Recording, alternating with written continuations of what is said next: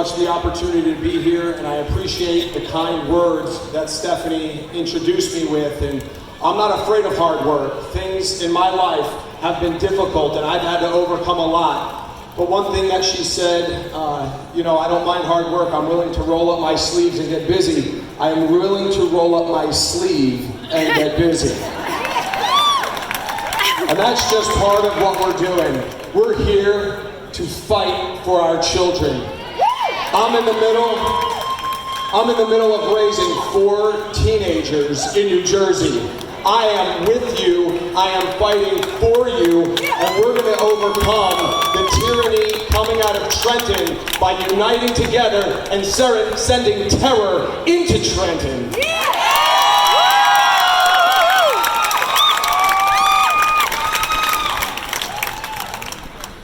This is the battle of our lifetime right now. We're at critical mass. We are going to have to work together in order to get through this battle. Our nation was founded by a fight. Our nation was founded by those that wanted to fight for liberty. And Benjamin Franklin, as they were getting ready to sign the Declaration of Independence, he said, "We must certainly all hang together, or most assuredly, we shall all hang separately." That could never be more true for the Medical Freedom Group. We must stand together, we must unite together, and if we're gonna push through, we're gonna do it as one body, one people, against what's happening with Phil Murphy in Trenton.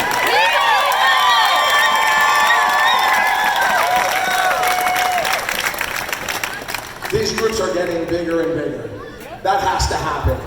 And the next time something comes up, there should be twice as many people here. We need to be telling our friends. We need to be telling our neighbors. It doesn't matter if you're a Democrat or a Republican. This is an individual liberty fight. And if we don't stand together, we are going to get run over this November with the re-election of Phil Murphy. That's what's going to happen. So we're going to have to stand together, get bipartisan support, and send him back to Massachusetts once and for all.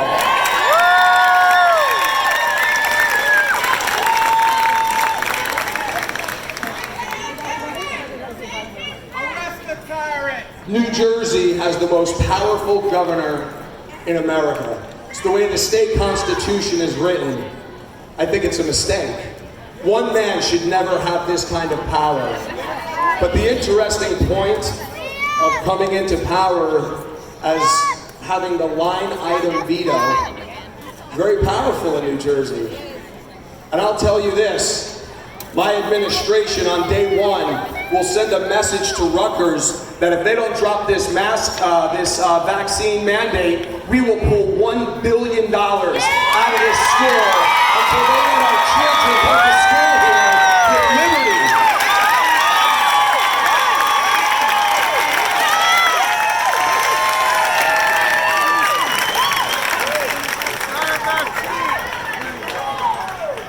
The power of the purse is a beautiful thing. Yes, it is. I'm a husband, and I'm a father, I'm a business owner, and for the last 10 years I've been pastoring in deep blue Hudson County. And as this started, and I saw that executive order that attacked the entire faith community by deeming them non-essential closed, I knew that before the ink was dry, that we would never submit to something like that.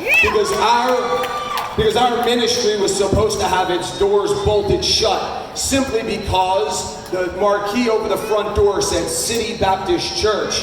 But it would have been open for business if the title over the front door said City Liquors. That's why I never closed our church. Not one service, no mandates for masks, no social distancing, no limit on capacity whatsoever. And we were fighting for them now, and we will continue to fight for you in the future.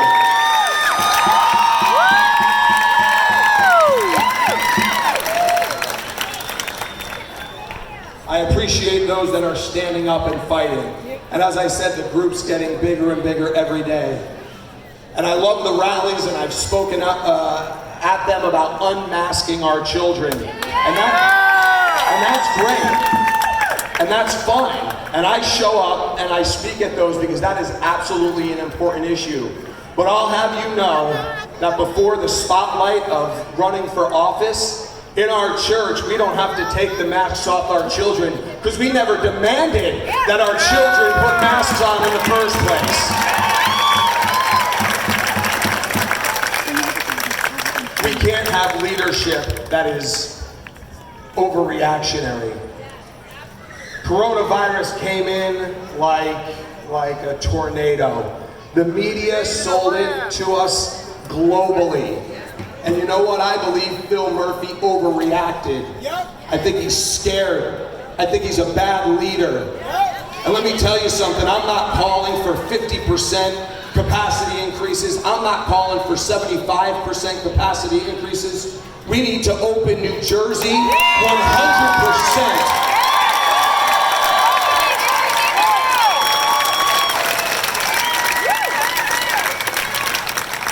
I trust New Jersey residents and business owners and parents to make decisions for themselves with their doctor to keep themselves healthy. The one thing Phil Murphy doesn't understand, it's not the government's job to keep you healthy, it's the government's job to keep you free. And he doesn't believe that.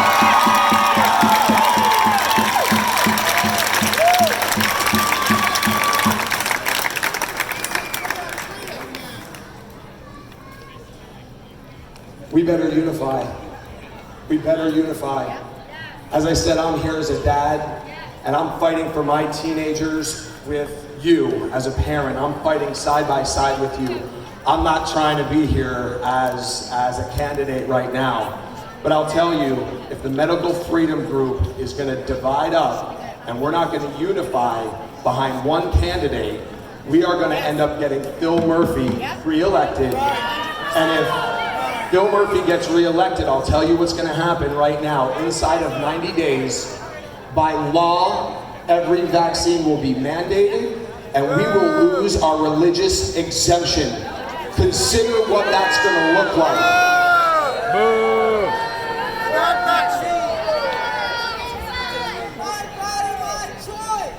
We, as people that are fighting for our children, we're going to have to make a decision. This has become the #1 issue of this year's election cycle.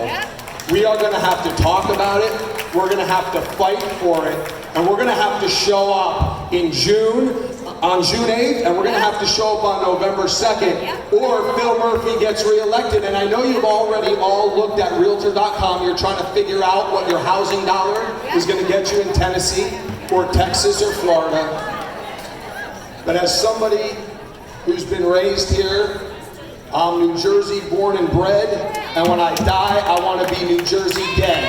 I don't want to have to move to Florida. I don't want to have to move to Tennessee.